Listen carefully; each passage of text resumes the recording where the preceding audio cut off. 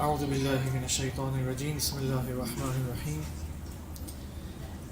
اللہم کل ولیک الحجۃ ابن الحسن صلواتک علیہ وعلی آبائہ فی هذه الساعة وفی کل ساعة ولیا وحافظا وقائدا وناصرا ودلیلا وعینا حتی تسکنہ ارضک طوعا وتمتعہ فیہا طویلا. ایک صلوات پڑھیں محمد وآل محمد صلی علی محمد وآل محمد وعجل فرجہ. جس قدر حضرت زہرا سلام اللہ علیہا سے عشق و محبت ہے، اپنے عشق اور محبت کے اظہار کے لیے بلند آواز سے صلوات پڑھیں محمد وآل محمد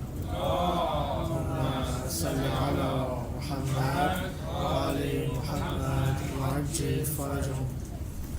سنت ابتلاء کے اندر ہم بات کر رہے تھے اور ہم نے جو ایک اہم نقطہ کل بیان کیا تھا وہ یہ تھا کہ ابتلاء در حقیقت وہ آواز ہے، وہ صدا ہے جو خداوند سبحان انسان کی زندگی میں ایجاد کرتا ہے تاکہ انسان کو اویکن کر سکے، تاکہ انسان کو بیدار کر سکے. جتنے بھی حوادث، چاہے وہ حوادث انڈیویجول اور فردی لائف میں مبتلا ہماری لائف میں ایجاد ہوتے ہوں، چاہے وہ حوادث اجتماعی، سوسائٹل اور معاشرتی ہوں، جتنے بھی حوادث ہیں وہ ہم سب کو بیدار کرنے کے لیے خداوند سبحان کی جانب سے ایجاد ہوتے ہیں.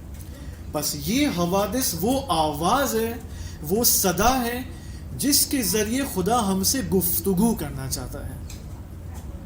ان حوادث سے خدا ہم سے تکلم کرنا چاہتا ہے، ہم سے بات کرنا چاہتا ہے تاکہ ہم اسپرچولی اویکن ہو جائیں. جتنے بھی فتنے آپ کو دنیا بھر میں نظر آتے ہیں تاریخ اسلام سے لے کر، یا یوں کہوں میں انبیاء علیہم السلام کے زمانے سے لے کر اب تک جتنی بھی فتنے رونما ہوتے ہیں وہ سب کے سب ابتلاءات ہیں ہم انسانوں کو بیدار کرنے کے لیے. یہ پہلا نقطہ تھا جو آپ کی خدمت میں کل ڈیٹیل مثالوں کے ساتھ کافی حد تک مثالیں آپ کے سامنے پیش کی تھی، اور الحمدللہ امید ہے کہ یہ بات آپ تک پہنچ گئی ہوگی. ایک اہم نقطہ جو کل بیان ہوا تھا وہ یہ کہ جتنے بھی حوادث اور ابتلاءات انسان کی زندگی میں رونما ہوتے ہیں یہ سب کے سب انسان کی طاقت سے زیادہ نہیں ہوتے. یہ تمام حوادث انسان ان کو برداشت کر سکتا ہے، تحمل کر سکتا ہے اور کامیابی کے ساتھ ان سے عبور کر سکتا ہے. کیوں؟ کیونکہ خداوند سبحان کا ایک اہم قاعدہ ہے جو اس عالم ہستی میں جاری اور ساری، وہ کیا؟ سبقت رحمت بر غضب. خدا کی رحمت ہمیشہ اس کے غضب پر سبقت لے کر آتی ہے، کبھی بھی وہ غضب سے زیادہ کام نہیں لیتا اپنے بندگان کے لیے. لہٰذا اگر آپ کو وہ مثال یاد ہو، مثال کے طور پر اگر میرا ویٹ 80 کلوز کا ہے اور میرے سامنے 120 کلوز کا ایک شاپر موجود ہے، ٹھیک ہے، اب اس 120 کلوز کے شاپر کو اٹھانا میری طاقت سے باہر ہے. اب اگر مجھے اس کو اٹھانا پڑے تو میرے ساتھ کیا ہوگا؟ مجھے اپنی انرجی نہیں بلکہ اپنی انرجی سے زیادہ طاقت صرف کرنی پڑے گی تاکہ میں اس کو اٹھا سکوں. نتیجے میں یا تو میں ہلاک ہو جاؤں گا یا میں شدیداً زخمی ہو جاؤں گا. اور اسی طرح یہ حوادث اور ابتلاءات، اگر فار ایگزامپل دوبارہ اسی مثال کو لے کے آئیں، اگر یہ 80 کلو کا وزن ہے اور سامنے 80 کلوز کا شاپر ہو، مساوی ہے یہاں پر، اس میں بھی مجھے کیا کرنا ہوگا؟ اپنی ساری انرجی صرف کرنی پڑے گی. یہ بھی خدا کا قاعدہ یہاں پر نہیں ہے، بلکہ خدا کا قاعدہ یہ ہے کہ اگر میرا وزن 80 کلوز کا ہے تو یہ شاپر 40 کلوز کا ہوگا، 30 کلوز کا ہوگا، 50 میکسیمم. اس سے زیادہ یہ حوادث اور ابتلاءات، اس کی حیثیت اتنی ہے کہ ہم فار ایگزامپل جاب چلی جاتی ہے، میں نے آپ کو کئی 6 to 7 میں نے آپ کے سامنے مثالیں پیش کی، السلام علیکم، کئی مثالیں آپ کے سامنے پیش کی. انسان کی جاب چلی جاتی ہے، بینک رپسی میں وہ مبتلا ہو جاتا ہے، یا خدا نہ خاصا روڈ ایکسیڈنٹ کا شکار ہو جاتا ہے، پلین کریش میں زخمی ہو جاتا ہے اگر وہ بچ نکلے خدا نہ خواستہ، ٹھیک ہے. یہ سب کے سب حوادث وہ آواز ہے، وہ وائس ہے جس کے ذریعے خدا ہمیں بیدار کرنا چاہتا ہے. اوکے، یہاں تک ہم نے بات کمپلیٹ کی تھی. آج کے سیشن میں، آج کی مجلس میں جو نقطہ ہم بیان کرنا چاہتے ہیں وہ یہ کہ حضرت ابراہیم علیہ السلام کا ایک نمونہ آپ کی خدمت میں پیش کریں گے، جو کہ چارٹ میں بھی موجود ہے. آپ دیکھیں سورہ بقرہ آیت نمبر 124 میں جو آیت ابتلاء ابراہیم کے عنوان سے آئی ہے وہ کیا ہے؟ بسم اللہ الرحمن الرحیم. وَإِذِ ابْتَلَى إِبْرَاهِيمَ رَبُّهُ بِكَلِمَاتٍ فَأَتَمَّهُنَّ. خداوند سبحان نے ابراہیم کو ایک ابتلاء میں مبتلا کیا، جس کے نتیجے میں وہ ابتلا کیا تھی؟ کلمات. وہ کلمات کیا ہے؟ کسی اور سیشن میں شاید عرض کریں گے کہ وہ کلمات اہل البیت علیہ السلام کا وجود مبارک ہے، کیونکہ یہی آیت عین ہی حضرت آدم علیہ السلام کے لیے بھی آئی ہے. وہ کیسے؟ وہ کبھی بعد میں. فَأَتَمَّهُنَّ. جب ابراہیم اس امتحان سے پاس ہو گئے، ہم نے ابراہیم کو اتمام کیا، کمپلیٹ کیا، کامل کیا ہم نے. فَأَتَمَّهُنَّ. اب آئیں ابراہیم علیہ السلام کی زندگی میں تھوڑا سا زوم ان کر کے دیکھتے ہیں ہم کیا ابتلاءات تھے. بعض علماء یہ کہتے ہیں کہ اگر یہ ابتلاءات جو حضرت ابراہیم ایک شخص واحد تھے، سنگل پرسن تھے، اور اس قدر ابتلاءات اس نبی بزرگوار کی لائف میں یہ مبتلا ہوئے کہ علماء فرماتے ہیں اگر یہی ابتلاءات ایک امت کی زندگی میں ایز اے ہول اگر ایجاد کیے جائیں تو یہ امت ہلاک ہو سکتی ہے. اس قدر سنگین ابتلاءات ابراہیم علیہ السلام کی لائف میں.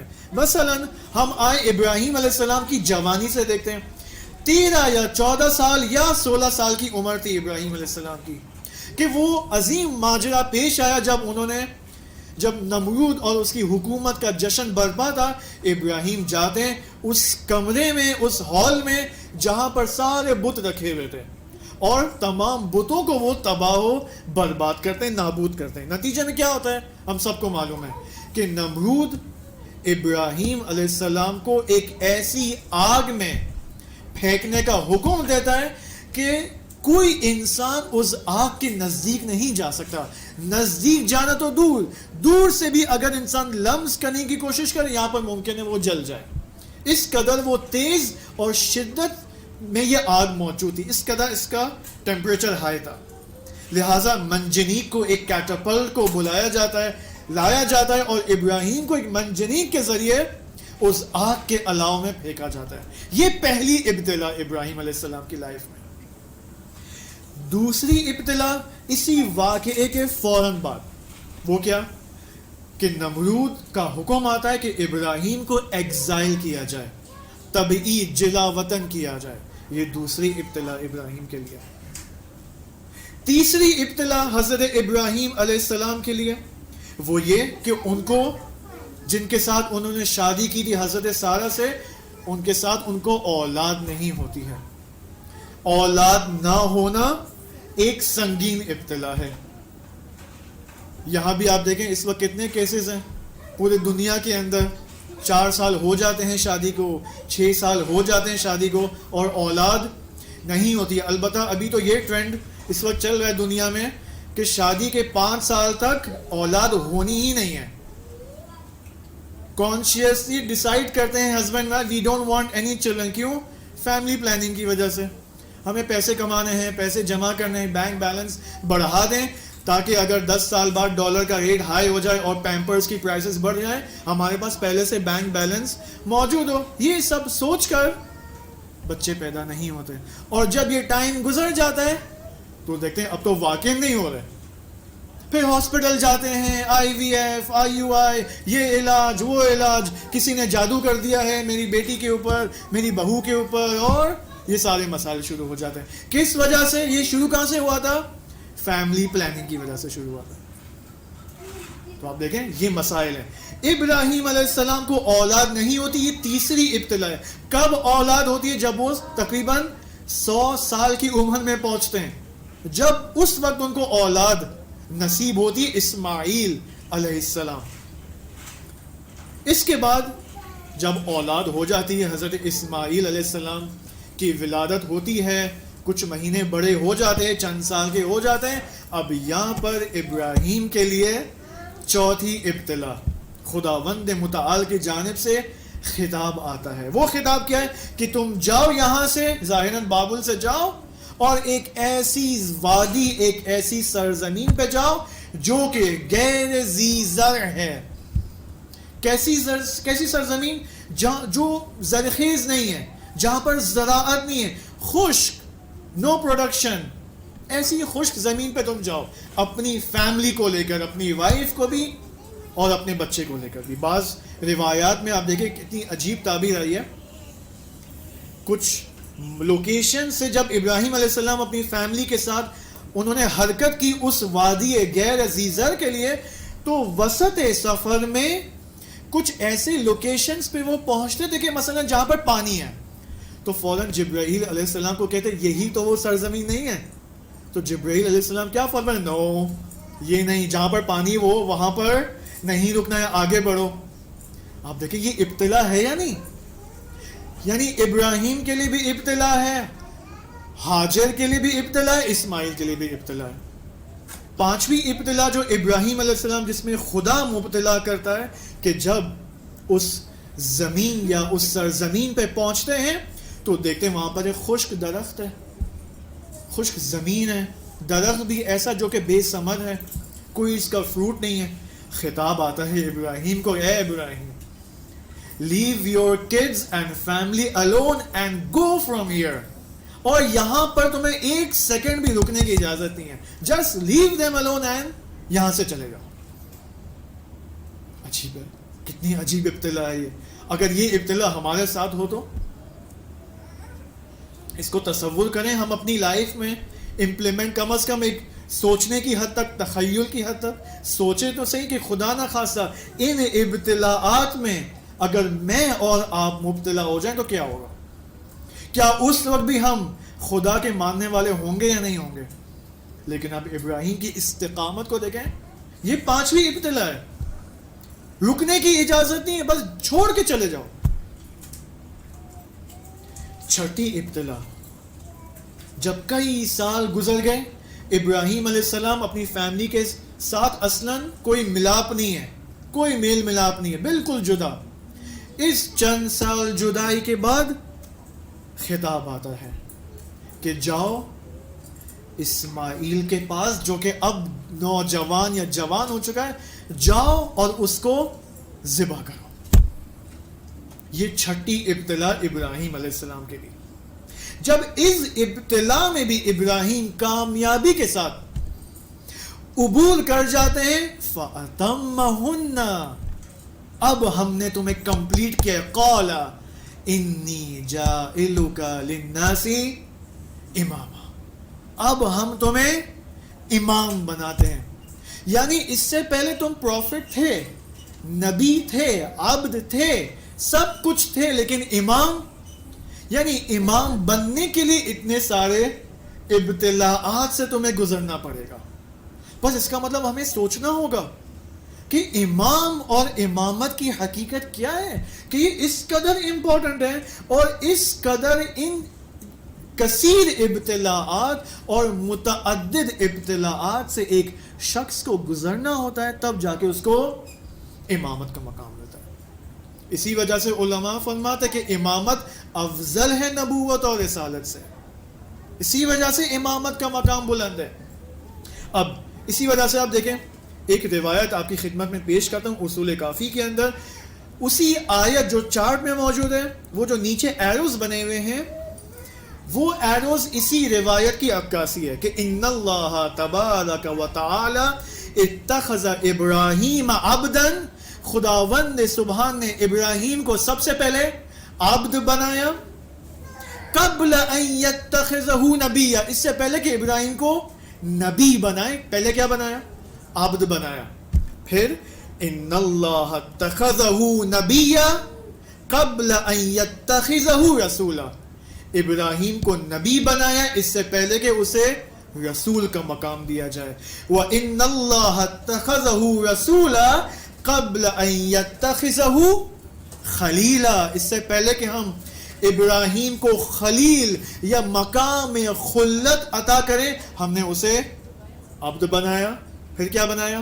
نبی بنایا، پھر رسول بنایا. اور وَإِنَّ اللَّهَ اتَّخَذَهُ خَلِيلًا قَبْلَ أَن يَجْعَلَهُ إِمَامًا.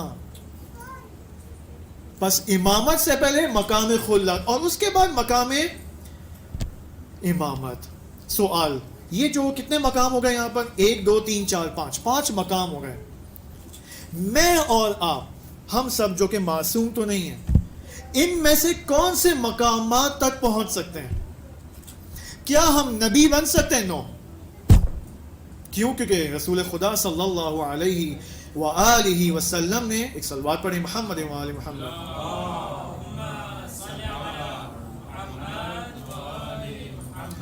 امیر المؤمنین علی علیہ السلام کو متعدد مرتبہ مثلا وہ حدیث منزلت یا کئی احادیث میں جب فرمایا کہ میری اور تیری جو نسبت ہے وہی ہے جو موسیٰ اور ہارون کی ہے، مگر یہ کہ میرے بعد کوئی نبی نہیں آئے گا. بس ہم نبوت کا مقام ہمیں نہیں مل سکتا، امامت کا مقام رسول کا یا رسالت کا مقام بھی ہمیں نصیب نہیں ہو سکتا، نہیں مل سکتا. کتنے مقام بچ گئے؟ عبد، خلیل اور امام. کیا ہم مقام عبودیت تک پہنچ سکتے ہیں؟ نہیں پہنچ سکتے؟ پہنچ سکتے ہیں، بالکل پہنچ سکتے ہیں. کیا ہم مقام خلت تک پہنچ سکتے ہیں یا نہیں پہنچ سکتے؟ علماء فرماتے ہیں پہنچ سکتے ہیں. اسی وجہ سے سیر و سلوک یعنی معنویت اور اسپرچولیٹی کا جو راستہ ہے اس میں سے ایک اہم مقام اور منزل یہی مقام خلت خداوند سبحان ہے. بس اس تک ہم پہنچ سکتے ہیں. کیا میں اور آپ مقام امامت تک پہنچ سکتے ہیں یا نہیں پہنچ سکتے؟ یہ سب سے ہاٹ ٹاپک ہے دنیا کے اندر. ٹھیک ہے، ظاہر سی بات ہے، معصومین 14 ہیں، امام 12 ہیں. ہم اس اعتبار سے تو امامت کے مقام تک نہیں پہنچ سکتے، لیکن چونکہ خداوند سبحان نے حضرت آدم علیہ السلام کی خلقت میں یہ بیان فرمایا کہ میں اس زمین میں خلیفہ بنانے والا ہوں، تو یہ خلیفہ کون ہے؟ فقط آدم علیہ السلام ہے. یہاں تو خدا نے نہیں فرمایا کہ یہ خلیفہ مثلا میں ہوں یا آپ ہیں یا وہ نبی ہے یا یہ امام ہے. نہیں، خلیفہ یعنی نوع خلیفہ. خلیفہ سب بن سکتے ہیں، امام سب بن سکتے ہیں، لیکن اپنے اپنے لیول اور مراتب کے اعتبار سے.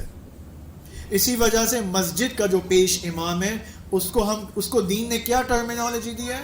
امام جماعت یا امام جمعہ. یہ بھی امام ہے، اپنے لیول کی حد تک امام ہے. بس خلافت کا مقام ہم حاصل کر سکتے ہیں. ابھی ایک اہم ٹاپک ہے انسان شناسی سے مربوط، کہ انسان شناسی کو خداوند سبحان نے حضرت آدم علیہ السلام کے قصے میں کیسے بیان کیا، یہ دیکھنے کی ضرورت ہے. فی الحال یہ ہمارا ٹاپک نہیں ہے.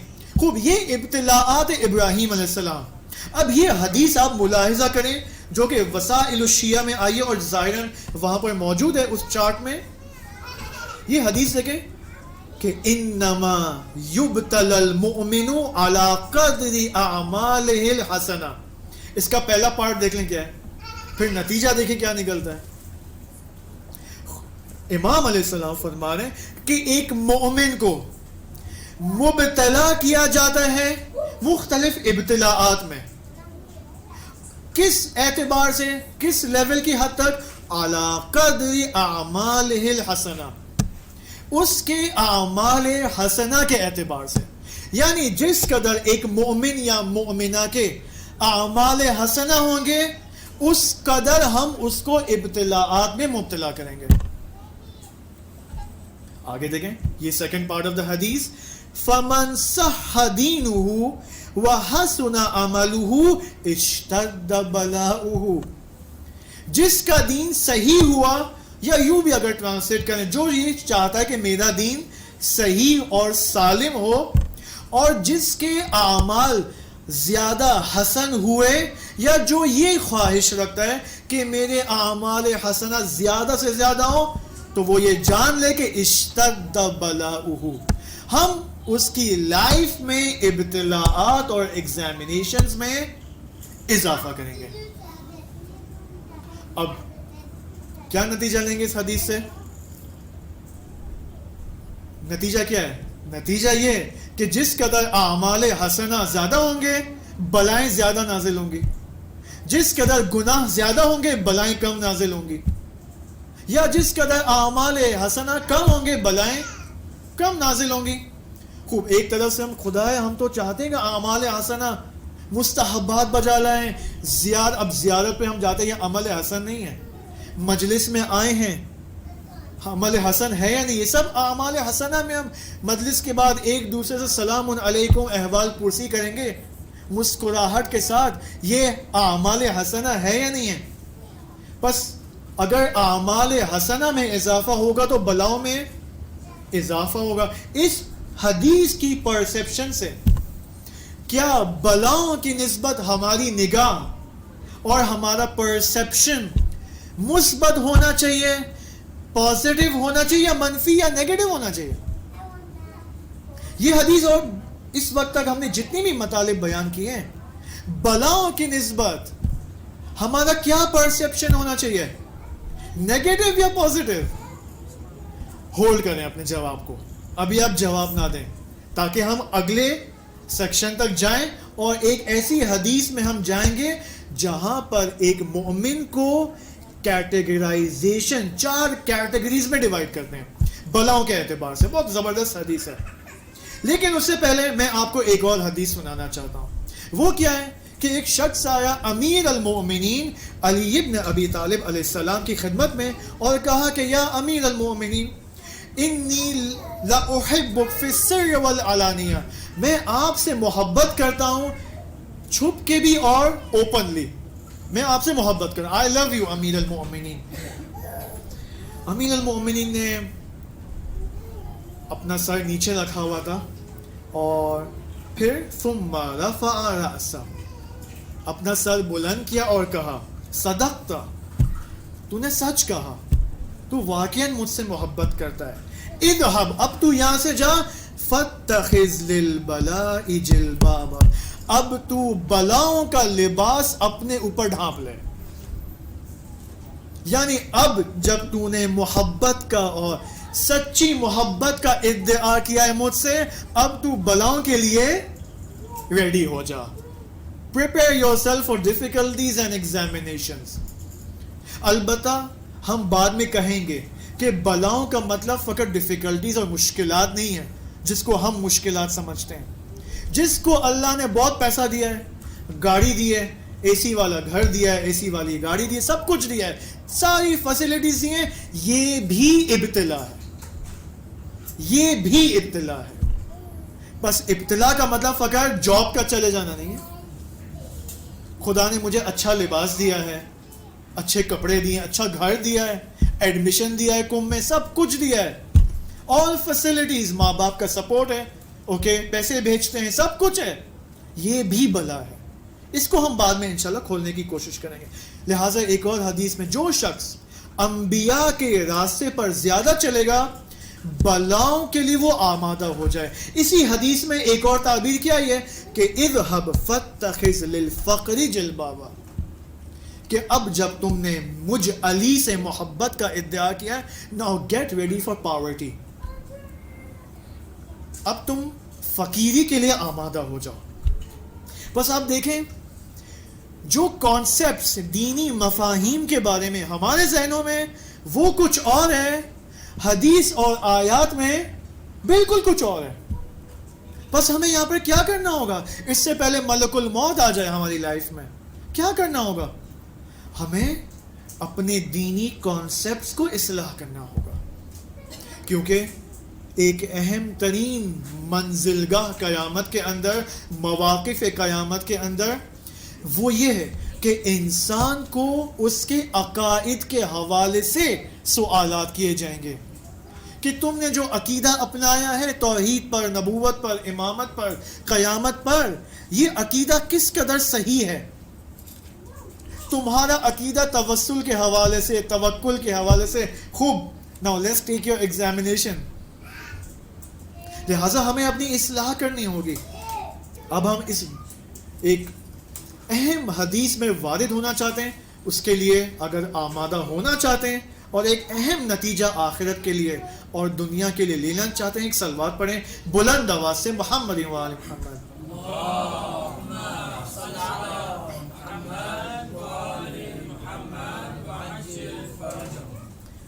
خداوند سبحان جب انسانوں کو اور انسانوں کی سوسائٹیز کو مختلف حوادث میں مبتلا کرنا چاہتا ہے, تو یہاں پر انسان جتنے بھی ہیں, خصوصاً ہم یہاں پر مسلمان سوسائٹیز کی بات کریں گے, ان کو 4 کیٹیگریز میں ڈیوائڈ کرتا ہے. بلا, مثلا بلاؤں کے اعتبار سے ہم یہاں پر گفتگو کر رہے ہیں. آپ فرض کریں ایک اہم بلا نازل ہوتی ہے. کون سی بلا جو اخیراً نازل ہوئی تھی پوری دنیا میں, جو چلی گئی ہے اور انشاءاللہ واپس نہیں آئے گی؟ اوکے, وہ ہے کووڈ-19. ٹھیک ہے, ہم نہیں کہہ سکتے یادش بخیر. ٹھیک ہے, اصلاً یادش بخیر نیست. اوکے, فرض کریں یہ ایک اہم بلا تھی, بالآخر واقعاً بلا تھی. یہ ایک بلا نازل ہوتی پوری دنیا پہ. اب یہ بلا جب نازل ہوتی ہے تو اس بلا کے اعتبار سے دنیا کے جتنے بھی انسان ہیں, اور خصوصاً مسلمان سوسائٹیز کی ہم بات کریں, یہ مسلمان انسان اور افراد 4 کیٹیگریز میں ڈیوائڈ ہوتے ہیں. یہ بلا ایک کسی مسلم کے لیے عذاب ہوگی. اس کو غور سے سنیں, بہت اہم ہے یہ. کسی کے لیے یہ بلا کورونا یا عذاب ہوگی, یا کسی کے لیے تطہیر اور طہارت روحی کا باعث بنے گی, یا 3 یہ بلا کسی کے لیے ترفیع درجہ کا باعث بنے گی, یعنی اس کے اسپرچول مقام میں اضافہ ہوگا, یا 4 یہ بلا کسی انسان کے وجود کی وسعت کا باعث بنے گا, اس کی روح میں پھیلاؤ آئے گا, اس کی اسپرچول کیپیبلٹیز میں اضافہ ہوگا. یہ 4 کیٹیگریز میں روایات ایک مومن کو, ایک مسلمان سوسائٹی کو ڈیوائڈ کرتی ہے. اب اسی کو ہم تفصیل دینا چاہتے ہیں. وہ یہ عذاب کس کے لیے, تطہیر اور طہارت روحی و قلبی کس کے لیے, ترفیع درجہ کس کے لیے, اور ظہور کرامات کس کے لیے. ان کو ہم نے چارٹ میں یہاں پر میں آپ کے سامنے لے کر آیا ہوں. ٹھیک ہے, البتہ وہ انگلش میں, چونکہ ہم نے یہ سپیچ 2-3 ہفتے پہلے دارالزہرا میں پیش کی تھی, لہٰذا یہ اس کے لیے ہم نے یہ چارٹ بنایا تھا, تو مجھے ٹائم نہیں مل سکا کہ میں اس کو اردو میں ٹرانسلیٹ یا کنورٹ کر سکوں, تو اس کے لیے معذرت. اگر کوئی آمادہ ہے اس کو اردو میں ترجمہ کرنے کے لیے تو please give me a message. Okay, now عذاب. عذاب کس کے لیے؟ عذاب اس انسان کے لیے, دیکھیں یہ 4 کیٹیگریز میں اور آپ کسی نہ کسی ایک کیٹیگری میں فال ہوتے ہیں, یا حتیٰ 4 کیٹیگریز میں فال ہو سکتے ہیں. اہم بات یہاں پر یہ. خوب, عذاب کس کے لیے؟ یہ کورونا کی جو بلا ہے یا بلا تھی, یہ کس کے لیے عذاب, کس کے لیے عذاب ہے؟ ان لوگوں کے لیے جنہوں نے کوتاہی کی ہے اپنی ذمہ داریوں کو نبھانے میں, اور خداوند سبحان کے محضر میں ہمیشہ ناشکری اور ناسپاسی کی ہے. یہ بلا اس کے لیے عذاب کا باعث ہے. اب یہ عذاب روحی بھی ہو سکتی ہے, روحانی عذاب بھی ہو سکتا ہے, قلبی عذاب بھی ہو سکتا ہے, جسمانی عذاب بھی ہو سکتا ہے. 2 تطہیر اور طہارت قلبی و روحی کس کے لیے؟ ان مؤمنین کے لیے. البتہ یہ جو پہلی کیٹیگری نا عذاب کی, یہ مومن کو بھی شامل ہو سکتی ہے, غیر مومن کو بھی شامل ہو سکتی ہے, نان مسلم کو بھی شامل ہو سکتی ہے. تطہیر قلبی و روحی کس کے لیے؟ اس کے لیے ہے جن کے عہدے پر کچھ ذمہ داریاں تھیں, وظائف ان کو نبھانے تھے, لیکن انہوں نے وہ وظائف کیا نہیں نبھائے, لیکن خداوند سبحان کے سامنے الگ الگ موقعوں پر سچویشنز میں ہمیشہ خدا کا شکر ادا کرتے تھے, لیکن اپنی ذمہ داریوں کو نبھانے کی نسبت غافل تھے. اب یہاں پر ذمہ داریوں سے آپ کے ذہن میں کیا آ رہا ہے؟ کیا مطلب ذمہ داریاں؟ کون سی رسپانسبلٹیز؟ ہر وہ رسپانسبلٹی جس کا تعلق ہمارے وجود سے ہے. Religious responsibilities, family responsibilities. اگر میں بیٹا ہوں تو as a sun, as a بیٹا میں نے کتنی اپنی رسپانسبلٹی نبھائی ہے اپنے ماں باپ کی نسبت. اگر میرے بھائی اور بہن ہیں ان کی نسبت میں نے اپنی رسپانسبلٹی یا رسپانسبلٹیز کتنی نبھائی ہے میں نے. اوکے. اسی طرح اقتصادی ذمہ داریاں ہیں، سوشل ذمہ داریاں ہیں. مثلا سڑک پہ فار ایگزامپل کوئی کچرا پڑا ہوا ہے لیکن میں اس کچرے کو دیکھ کر گزر جاتا ہوں. میری رسپانسبلٹی آیا بنتی ہے یا نہیں بنتی ہے کہ میں اس کو اٹھاؤں، تاکہ خدا نہ خواستہ میرے بعد جب کوئی اور گزرے گا خدا نہ خواستہ وہ پسل جائے گا. تو میری یہاں پر رسپانسبلٹی کہ میں اس کو اٹھاؤں. میں دیکھیں رسپانسبلٹیز کا دائرہ بہت وسیع ہے، بہت ہی وسیع ہے. اس وقت دنیا میں جو کچھ ہو رہا ہے، اس وقت کی دنیا کو چھوڑیں، آپ امام حسین علیہ السلام کے وقت پہ آئیں، اس تاریخ میں چل کے دیکھیں کہ کیا کوفہ والوں نے اپنی ذمہ داریاں ادا کی، کیا مدینہ والوں نے، بصرہ والوں نے، یا جہان اسلام نے اپنے زمانے کے امام یعنی حسین ابن علی علیہ السلام کی نسبت اپنی رسپانسبلٹی ادا کی یا نہیں کی؟ کیا میں اور آپ اپنے زمانے کے امام کی نسبت اپنی ذمہ داریوں کو نبھا رہے یا نہیں نبھا رہے؟ یا وہ ذمہ داریاں جو اس وقت میرے ذہن میں نہیں بس اتنی تو ہے ذمہ داری، اس سے زیادہ تو نہیں ہو سکتی. اس وقت ہمارے ساتھ کیا پرابلم ہے؟ ہمارے ساتھ پرابلم یہ ہے کہ جو ذمہ داریاں ہم سمجھتے ہیں بس وہی ذمہ داریاں ہیں اپنے زمانے کے امام کی نسبت، اور کوئی ذمہ داریاں نہیں ہیں.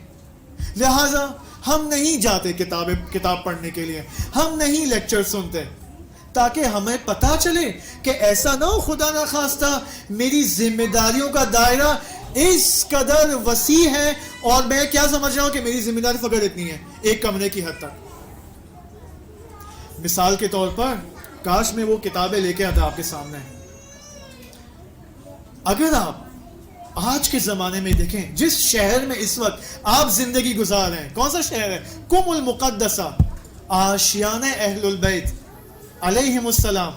آپ دیکھیں قم کے اندر جو خواتین و حضرات ہیں، لوکل خواتین و حضرات، ان کی دینی سوچ کتنی اپ گریڈڈ ہے، اور ایک پاکستانی انڈین خواتین اور حضرات کی سوچ کتنی اپ گریڈڈ نہیں ہے. زیادہ سے زیادہ ایک پاکستانی خاتون یا پاکستانی مرد، شیعہ کی میں بات کر رہا ہوں، اس کے ذہن میں کیا آئے گا کہ مجھے امام زمانہ کے لیے کیا کرنا ہے، مجھے امام حسین کے لیے کیا کرنا ہے؟ کیا آئے گا اس کے ذہن میں؟ فقط مجلسیں برپا کرنا، فقط نیازیں بانٹنا، فقط کچھ مجلسیں ارینج کر دینا، میری ذمہ داری ختم ہو جاتی ہے. لیکن اگر آپ کمپیئر کریں یہاں کی خواتین کو تو آپ دیکھیں یہاں کی خواتین مجلسیں بھی برگزار کرتی ہیں اور ہزاروں کام اپنے عہدے پر لیے ہوئے ہیں اس اسلام کے پیغام کو پھیلانے کے لیے. مثال کے طور پر ایک میں آپ کو اگزامپل لیتا ہوں جو اگزامپل مردوں کو بھی شامل ہے، خواتین کو بھی شامل ہے. آپ جائیں جمکران، مسجد مبارک جمکران جائیں. مسجد جمکران کے اندر ایک سیکشن بنا ہوا ہے اور اس سیکشن میں شاید آپ سب گئے ہوں گے. وہ کیا ہے؟ انتشارات جمکران، جمکران پبلیکیشنز. آپ جائیں خود جمکران پبلیکیشنز کے اندر ایک سیکشن بنا ہوا ہے، رومان ناولز کا ایک سیکشن بنا ہوا ہے. یہ ناولز کون سی ہیں؟ آپ جا کے اٹھا کے تو دیکھیں یہ ناولز کون سی ہیں. کیا ہیری پوٹر کی ناولز مل رہی ہیں؟ کیا اینٹ بلائٹن کی ناولز مل رہی ہیں وہاں پر؟ نو. تاریخ اسلام کے اندر جتنے بھی واقعات پیش آئے ان کو ناولز کی صورت میں لکھنا، فکشن کی یا نان فکشن کی ایک سٹوری کی صورت میں لکھنا، یہ کون کر رہا ہے؟ یہی عام خواتین و حضرات یہاں پر یہ کام کر رہے ہیں. ہم لوگ کے ذہن میں یہ باتیں نہیں آتی ہیں انفارچونیٹلی کہ ہم اسلام کے پیغام کو امام زمانہ علیہ السلام کے ظہور کی زمینہ سازی کے لیے الگ الگ ایریاز میں کیا کام کر سکتے ہیں، ہمیں یہ ہمارے ذہن میں نہیں آتا انفارچونیٹلی. اسی وجہ سے آپ سے ریکمینڈڈ ہے وہ یہ کہ جائیں. اب میں ہمیشہ مثال دیتا ہوں زیارت کی. کتنے لوگ یہاں پر زیارت کے لیے آتے ہیں ماشاءاللہ، لیکن ان کی زیارت کس حد تک ہوتی ہے؟ فقط حرم اور سوہان کی حد تک لمیٹڈ ہوتی ہے. اب یہاں پر قافلہ سالار اس کو معلوم ہونا چاہیے کہ مجھے ان زائرین کو بڑے بڑے مجتہدین کرام اور عرفاء سے ملاقات کروانی چاہیے. مجھے ان کو جمکران فقط نہیں لے جانا، بلکہ جمکران کے اندر کیا کیا پروجیکٹس ہو رہے ہیں یہ بھی تو میں دکھاؤں. حرم حضرت معصومہ سلام اللہ علیہ میں کیا کیا پروجیکٹس ہو رہے ہیں یہ بھی تو میں دکھاؤں زائرین کو، تاکہ ان کا ذہن اپ گریڈ ہو. لیکن انفارچونیٹلی یہ کام نہیں ہو رہا. انفارچونیٹلی یہ کام نہیں ہو رہا. یا یہ ہو رہا ہے کہ ایک نارمل زیارت کروائی جاتی ہے، یا پھر زائرین کو یہاں پر بلا کے ان کو فریب دیا جاتا ہے، ان کے پیسے لوٹ کر ان کو اکیلا چھوڑا جاتا ہے. یا زیادہ سے زیادہ مثلا کم مشہد اور مثلا مجھے نہیں معلوم شاید شمال اور جنوب کی حد تک. نہیں، یہاں پر بہت کام ہو سکتے ہیں، ظرفیت بہت ہے یہاں پر. لہٰذا ہم کون سے نقطے پر تھے؟ تطہیر. اگر خدا نہ خواستہ کوئی بلا انسان کے وجود پر نازل ہوتی ہے تو یہ یا تو اس کے لیے عذاب کا باعث بنے گا یا اس کی طہارت قلبی کا باعث بنے گا. 3، یہ بلا جو اس کے اوپر نازل ہوئی ہے یہ یا اس کے اسپرچول درجات میں اضافہ کرنے کے لیے. یہ کس کے لیے؟ یہ کون لوگ ہیں؟ یہ وہ مؤمنین ہیں کہ جنہوں نے عمل کیا ہے، جو اہل عمل ہیں، جو اہل عمل ہیں. لیکن یہاں ایک لیکن ہے. وہ کیا؟ ان کا عمل یوں کہوں میں جہادی عمل نہیں ہے. کیا مطلب جہادی عمل نہیں ہے؟ کبھی عمل کرتے ہیں کبھی نہیں کرتے ہیں. کبھی ان کے عمل کی سپیڈ فاسٹ ہوتی ہے، کبھی سلو ہوتی ہے. لہٰذا اہل عمل ہیں لیکن وہ مطلوبہ کیفیت، وہ ہائی کوالٹی میں اہل عمل نہیں ہے. لہٰذا یہ کورونا کی بلا ان کے لیے نازل ہوتی ہے تاکہ کیا ہو؟ ان کے مقامات میں اضافہ کیا جائے، ان کو بیدار کیا جائے کہ بھائی تمہارا یہ مقام ہے، ماشاءاللہ تم اہل عمل ہو، now speed up yourself, اپنی اسپیڈ بڑھاؤ اپنے. 4، وہ افراد کہ وہ مومنین جو اہل عمل ہیں، اپنی تمام ذمہ داریوں پر عمل کرتے ہیں اور کسی قسم کی کوتاہی نہیں کرتے، ہمیشہ میدان میں حاضر ہوتے ہیں. یہ وہ لوگ ہیں جو جن کے لیے کیا یہ بلا کیا ایجاد کرتی ہے؟ ان کے وجود کی ظرفیت میں اضافہ ہوتا ہے.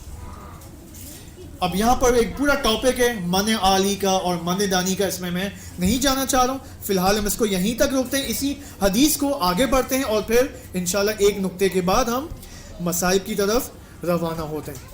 ایک صلوات پڑھیں محمد و آل محمد.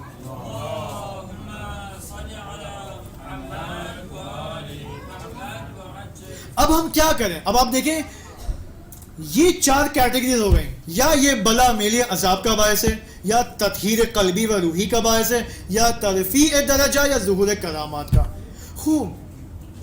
اب نقطہ یہاں پر یہ کہ ممکن ہے یہ چاروں categories at a real time میرے وجود میں حاکم ہو جائے.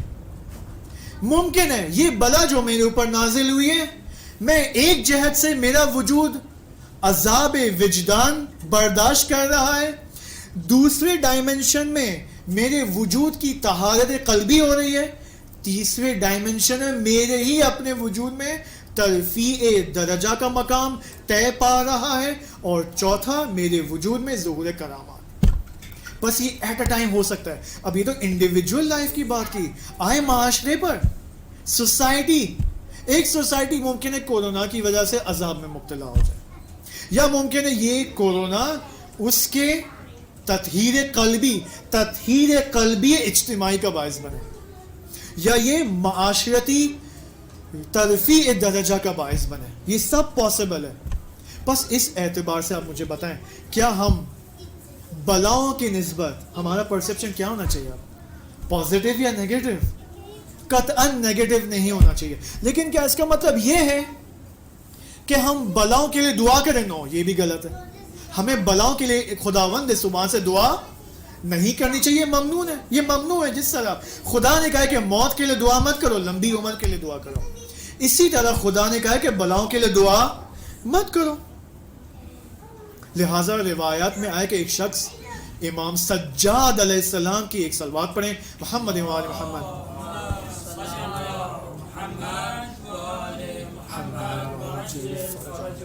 آیا اور کہا کہ آقا یہ جو طاعون کی جو بیماری ہے، اس زمانے میں طاعون کی بیماری مشہور تھی، کیا یہ کسی کے لیے عذاب کا باعث ہے یا اس کے مقامات میں اضافہ ہوتا ہے؟ تو امام علیہ السلام نے اچھا جواب دیا. امام نے فرمایا اگر یہ شخص گنہگار ہے تو میں اس سے بری ہوں، چاہے طاعون آئے چاہے طاعون نہ آئے، چاہے کورونا آئے چاہے کورونا نہ آئے، چونکہ یہ شخص گنہگار ہے میں اس سے براءت کا اظہار کرتا ہوں. لہٰذا اسی حدیث میں آیا ہے کہ خداوند متعال جب کسی قوم پر، کسی سوسائٹی پر بلا نازل کرتا ہے تو یہ خدا کی رحمت کی وجہ سے ہے. بات کیا ہے یہ، میں آپ کو ایک سیکرٹ یہاں پر بات بتاؤں. یہ کیسے ہو سکتا ہے کہ ایک بلا آپ کے لیے عذاب ہو، میرے لیے تطہیر قلبی کا باعث بنے، آپ کے لیے ترفیع درجہ کا باعث بنے؟ یہ کیسے ہو سکتا ہے؟ یہ کون سا یہاں پر سبب اور عامل یہاں پر کار فرما ہے؟ یہ میرا اور آپ کا ریاکشن بتاتا ہے. یہ میں ہوں جس کے اوپر بلا نازل ہوئی ہے، یہ میں ہوں جو ڈیسائیڈ کرتا ہے کہ یہ بلا آیا میرے لیے عذاب کا باعث ہے یا یہ بلا میرے لیے طہارت قلبی کا باعث ہے، یا یہ بلا میرے لیے کیا ہے، ظہور کلامات کا. یہ میرا پرسپشن ہے. اگر کسی کے گھر میں کسی کے ہسبینڈ کی جاب چلی جاتی ہے، اب یہ اس کی وائف کے اوپر ہے کہ اس بلا کو بے عنوان عذاب لے، یا یہ اس بلا کو کنورٹ کر سکتی ہے اپنی طہارت روحی اور قلبی کے لیے، صبر کے ذریعے، پیشنس دکھانے کے ذریعے. آپ دیکھیں یہ میرا اور آپ کا پرسپشن ہے. اور یعنی خدا ایسا نہیں ہے کہ میں نے آپ کو کہا خدا کی رحمت اس کے سبقت پر غالب ہوتی ہے، خدا کی رحمت اس کے غضب پر سبقت لاتی ہے. خدا لہٰذا ایک اہم قاعدہ یہ ہے کہ اکثر اہل ایمان یا سب کے سب ان دی اینڈ نجات پا جائیں گے آخرت میں. ان دی اینڈ سب کے سب مومنین اور مسلمین نجات پا جائیں گے، بے شک جتنے گنہگاری کیوں نہ ہو. لہٰذا ایک صلوات پڑھیں تاکہ بات آگے بڑھا سکیں.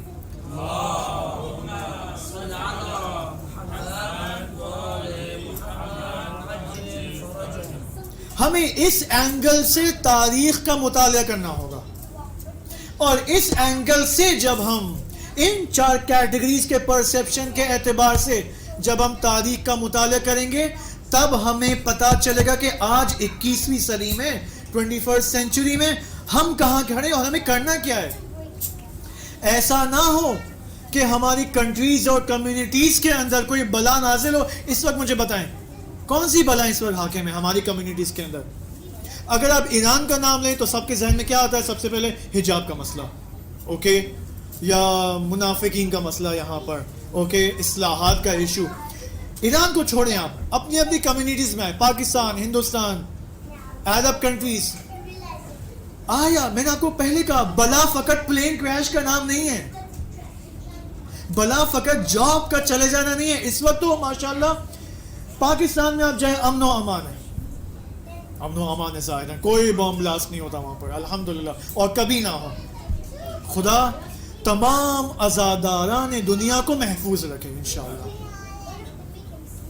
خوب، کوئی بم بلاسٹ نہیں ہے تو کیا یہاں پر کوئی بلا نہیں ہے؟ سوچنے کی بات ہے. کوئی بلا نہیں ہے اس وقت. مثلا ایک اہم بلا جس وقت ہم مبتلا ہیں اس وقت وہ ہے دنیا میں فساد اور فحشا کا رواج پانا. کیسے؟ ان موبائلز کے ذریعے, ان پلے اسٹیشن اینڈ ایکس باکسز کے ذریعے, ان پی سی گیمز کے ذریعے, ان یوٹیوب کی ویب سیریز کے ذریعے. یہ سب وہ ٹولز ہیں جس کے ذریعے اس وقت دشمن کا آخری اربا یہی ہے کہ اگر مسلمانوں سے گیم جیتنی ہے تو ان کی روحوں کو فاسد کرو, ان کی روحوں کو پلیوٹڈ کرو. اسی وجہ سے آپ دیکھیں ایک اہم ترین مشکل اس وقت دنیا میں جو فساد اور فحشا کا باعث ہے, اور اکثر مسلمان ممالک اور مسلمان یوتھس اس میں مبتلا ہیں, وہ کیا ہے؟ Net flicks. نیٹ فلکس میں سب مبتلا ہیں اس وقت. آپ اگر, یہ مجھے نہیں پتا, یہ 3 مہینے پہلے کی میں اسٹیٹسٹکس آپ کو بتا رہا ہوں, آج کا مجھے نہیں معلوم, یہ میں نے 3 مہینے پہلے دیکھا تھا کہ نیٹ فلکس کے سبسکرائبرز 232 ملین سے زیادہ ہیں. 232 ملین سے زیادہ سبسکرائبرز نیٹ فلکس کے ہیں. اور نیٹ فلکس پہ ہمارے ماں باپ کو جا کے دیکھنا چاہیے کہ کیا ڈرامے بن رہے ہیں وہاں پر, کیا فلمیں بن رہی ہیں نیٹ فلکس کے اندر. کوئی ایسی اس وقت فلم اور ڈرامہ نہیں ہے نیٹ فلکس میں جس میں LGBT نہ ہو. سب میں یہ مواد آ چکا ہے. حتیٰ پولیٹیکل ترین ڈرامے, ہسٹوریکل ترین ڈراموں میں اس وقت یہ مسائل ہیں. کیوں؟ کیونکہ یہ دیکھیں یہ کیوں ہو رہا ہے, یہ کیوں اس قدر تیزی سے یہ معاملے پیش آ رہے ہیں؟ کیونکہ ان کو معلوم ہو چکا ہے کہ مسلمانوں کے اندر ایک ایسی پاور ہے کہ اگر ہم نے اس کو کنٹرول نہیں کیا تو ہم ہاتھ سے چلے جائیں گے, ہم نابود ہو جائیں گے. ان کو معلوم ہے کہ مسلمانوں کے پاس ایک ایسی پاور ہے جو اگر یہ ان کو پتا چل گیا, اگر مسلمان بیدار ہو گئے کہ ہمارے پاس یہ پاور ہے تو یہ نیست و نابود ہو جائیں گے. دشمن کون ہے؟ کون سی وہ پاور ہے؟ وہ پاور عاشورہ اور کربلا کی ہے. آپ دیکھیں اس وقت جتنی مجالس ہیں اس وقت پوری دنیا میں اس وقت حاکم ہیں, ہو رہی ہیں. کراچی کی مثال دیکھ لیں, ماشاءاللہ ایک محفل میں 10 لاکھ سے زیادہ پبلک آ رہی ہے انچولی کے اندر. یہ کیا ہے؟ یہ نئی نسل ہے نا, یہ نئی نسل اٹینڈ کری مجالس کو. اس کا کیا مطلب ہے؟ اب اگر اس نئی نسل کو پتا چل گیا کہ عاشورہ کے ذریعے ہم آج کے زمانے کے یزید کو نیست و نابود کر سکتے ہیں تو یہ ان کے لیے خطرہ ہے, خطرے کی گھنٹی ہے. اسی وجہ سے نیٹ فلکس اور پتہ نہیں کیا اللہ بلا ہے, یوٹیوب اور ہم ٹی وی اور جیو ٹی وی, ان سٹار پلس اور یہ سب ڈراموں میں آپ دیکھیں ان کے کنٹینٹ میں فساد اور فحشا میں اضافہ ہو رہا ہے. بس ہمیں اپنی پاور کو سمجھنے کی ضرورت ہے. ہم فقط اپنی لو لیول ذمہ داریوں تک محدود نہ رہیں, ہمیں حضرت عباس کے لیول تک سوچنا ہوگا, امام حسین کی لیول آف تھنکنگ تک اپنے آپ کو اپ گریڈ کرنا ہوگا, حضرت علی اکبر کی لیول آف تھنکنگ تک آنا ہوگا. تب جا کے اگر آج حضرت عباس ہوتے تو کیا کرتے, آج علی اکبر علیہ السلام ہوتے تو کیا کرتے. ہمیں اس اینگل سے سوچنا ہوگا. ہمارے ذہنوں میں کیا ہے, علی اکبر آج ہوتے تو ان کے ہاتھ میں تلوار ہوتی اور بس وہ منتظر ہوتے اپنے زمانے کے امام کے. نو, حتماً کوئی نہ کوئی اقدام کرے. وہ اقدام کیا ہے, یہ سینس ہمارے اندر ایجاد ہونا ضروری ہے بحق کے علی اکبر علیہ السلام انشاءاللہ تعالی. لہٰذا آپ دیکھیں کربلا کی سرزمین میں اس زمانے میں 61 ہجری کے اندر امام علیہ السلام, حسین ابن علی علیہ السلام سب کو کربلا لے جاتے ہیں. کوئی ایسا ان کے خاندان میں ایسا فرد نہیں ہے جس کو وہ کربلا نہ لے گئے. سب کو, اپنے خاندان کو کربلا لے جاتے ہیں, اپنے تمام ریلیٹیوز کو, رشتہ داروں کو. لہذا آج جو آپ کی خدمت میں جس ہستی کا ذکر کرنا چاہتا ہوں وہ حضرت علی اکبر علیہ السلام ہے. ایک یوتھ, علی اکبر ایک یوتھ ہیں, ایک جوان ہیں. ایک یوتھ آئے, اپنے آپ کو دیکھے اور علی اکبر کے ساتھ کمپیئر کریں کہ اگر آج علی اکبر ہوتے تو وہ کیا کرتے اور میں کیا کر رہا ہوں. اس اینگل سے ہمیں دیکھنا ہوگا. امام علیہ السلام نے کربلا کے میدان میں جب حرکت کر رہے تھے کربلا کی جانب، امام نے کسی کو نہیں کہا کہ تم حتماً میرے ساتھ رہو، مجھے چھوڑ کر مت جانا. سب کو کہا کہ تم جا سکتے ہو مجھے چھوڑ کر. لیکن عزیزو، ایک ایسی شخصیت موجود ہے کہ امام نے ان سے نہیں کہا کہ تم مجھے چھوڑ کے جاؤ. وہ شخصیت حضرت علی اکبر علیہ السلام ہے. آپ کو معلوم ہے کہ امام حسین علیہ السلام کے 3 بیٹے تھے اور تینوں کا نام علی تھا. ایک علی اکبر، ایک علی اوسط اور ایک علی اصغر. روایت میں ہے کہ جب امام علیہ السلام فرماتے ہیں کہ جب بھی میں علی اصغر کو بوسہ دیا کرتا تھا تو میری پیاس بجھ جایا کرتی تھی، اور جب بھی میں علی اکبر کا دیدار کرتا تھا تو مجھے رسول خدا یاد آ جاتے تھے. رسول خدا اور علی اکبر میں کیا شباہت ہے. روایت میں ہے کہ اشبہ الناس خلقا و خلقا و سیرتا و منطقا لرسولک صلی اللہ علیہ وآلہ وسلم. علی اکبر وہ شخصیت ہے جو رسول خدا سے سب سے زیادہ شبیہ ہیں، صورت کے اعتبار سے بھی اور سیرت کے اعتبار سے بھی. ایک موقع پر جب کربلا کی طرف روانہ تھے امام علیہ السلام اپنے کاروان حسینی کے ساتھ، تو ایک مرتبہ امام آیت استرجاع کی تلاوت کرتے ہیں، انا للہ و انا الیہ راجعون. یہاں پر علی اکبر پوچھتے کہ بابا یہ آیت استرجاع آپ کیوں تلاوت فرما رہے ہیں؟ امام علیہ السلام نے جواب دیا کہ اے بیٹا، مجھے ایک حاطف غیبی نے بتایا ہے، خبر دی ہے کہ یہ کاروان موت کی طرف جا رہا ہے اور موت اس کاروان کے پیچھے آ رہی ہے. علی اکبر نے کہا بابا اس میں کیا ہو گیا؟ اولسنا علی الحق، کیا ہم حق پر نہیں ہیں؟ تو امام نے فرمایا بیٹا ہم بالکل حق پر ہیں. یہاں پر علی اکبر کا با بصیرت ترین جواب آپ ملاحظہ کریں. علی اکبر فرماتے ہیں کہ بابا اگر ہم حق پر ہیں تو کیا ہوا اگر ہم موت پہ جا پڑے یا موت ہم پر آ پڑے؟ ہمیں کوئی خوف نہیں ہے موت سے، ہم بلکہ موت کو ویلکم کریں گے. روز عاشور آ پہنچتا ہے. علی اکبر علیہ السلام امام سے اجازت لینے کے لیے جاتے ہیں. جتنے بھی شہداء کربلا ہیں، جتنے بھی بنی ہاشم کے شہداء ہیں، سب کو امام کسی نہ کسی بہانے سے روکا کرتے تھے، لیکن تنہا شہید جس کو امام نے فوراً روانہ کر دیا کربلا کے میدان میں، وہ علی اکبر علیہ السلام تھے.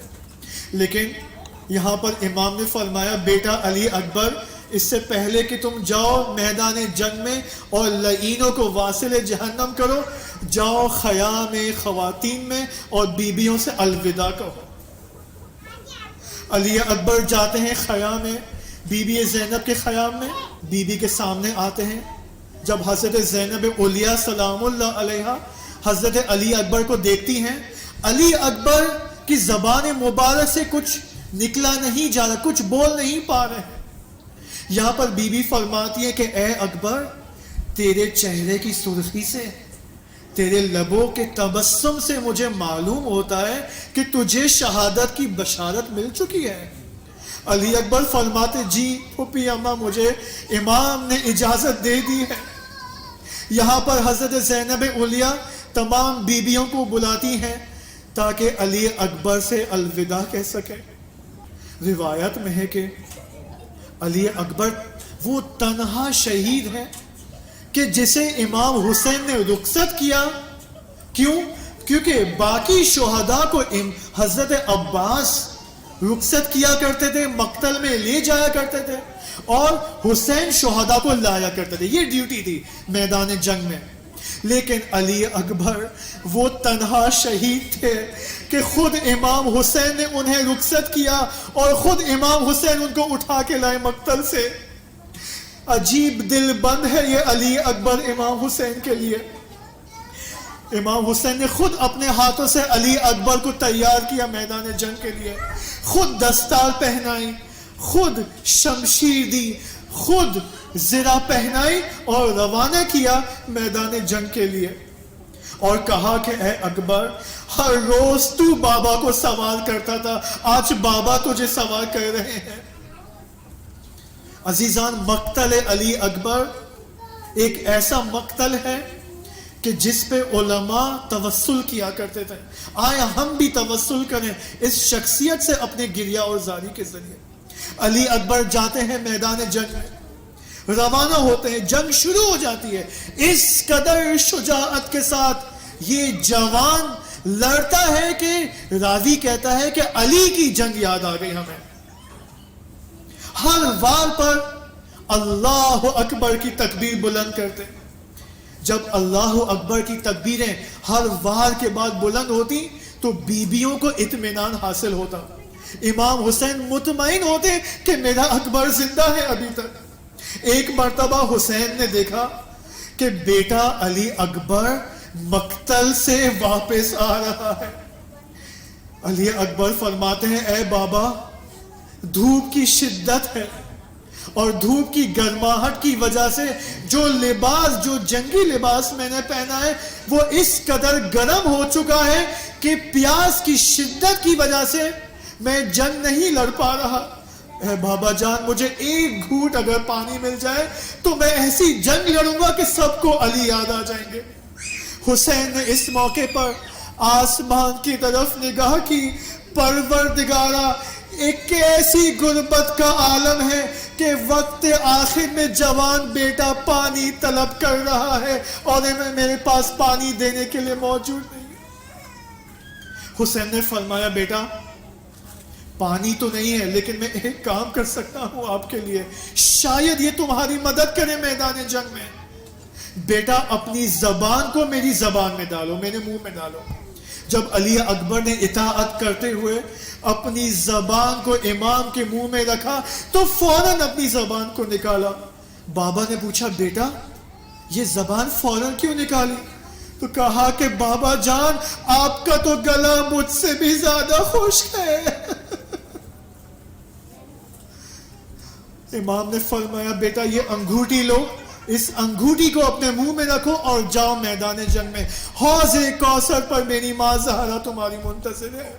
حضرت علی اکبر، روایات کے الفاظ کتنے عجیب اور سخت ہیں، میدان جنگ میں جاتے ہیں اور اچانک مڑ کے دیکھتے ہیں، یہاں پر یزیدی لشکر کا راوی ایک عجیب جملہ کہتا ہے۔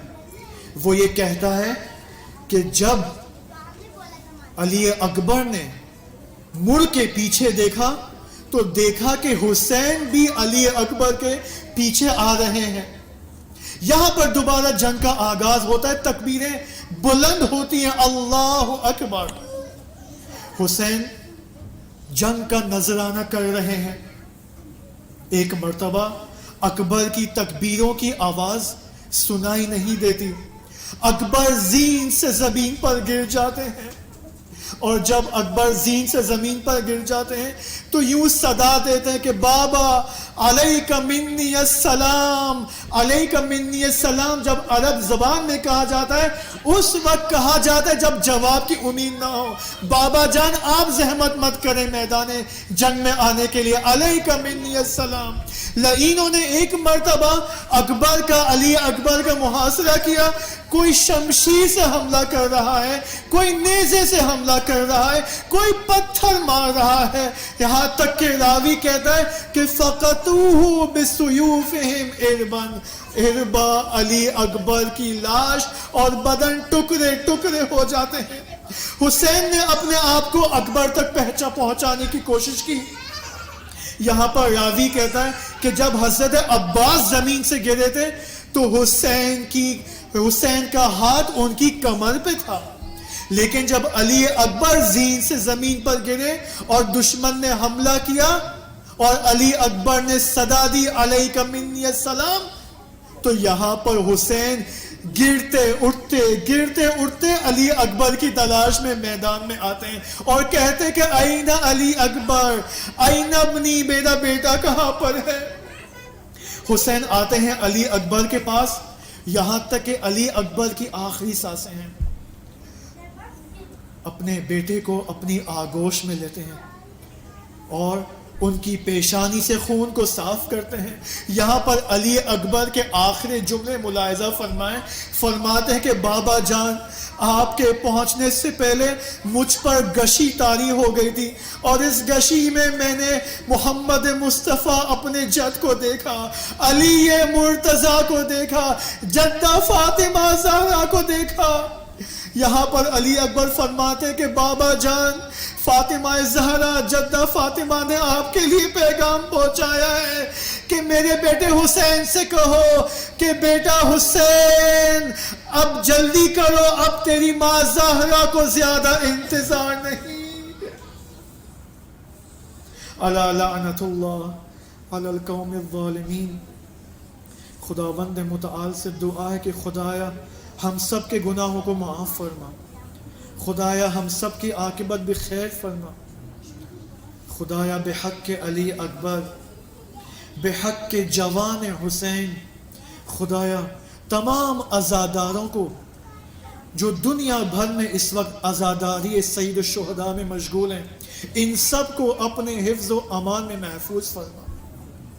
خدایا ان حسینی مجالس کے ذریعے تمام دنیا کے اندر بیداری کی لہر کو ایجاد فرما۔